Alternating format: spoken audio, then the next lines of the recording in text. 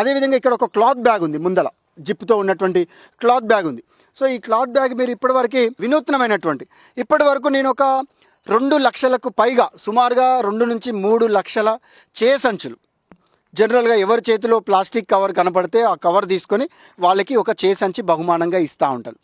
ఆ సందర్భంలో అందరూ ఏం చెప్తారంటే, మరి ఎందుకు కవర్ వాడుతున్నారండి, సంచి తెచ్చుకోలేదు అంటే, మేము అనుకోకుండా వచ్చాము, కనిపించినవి కొన్నామంటారు. సో మరి మొబైల్ తెచ్చుకున్నారా, తెచ్చుకున్నాం. మరి మొబైల్ తెచ్చుకున్నప్పుడు సంచి ఎందుకు తెచ్చుకోలేదంటే వాళ్ళు చెప్తారు.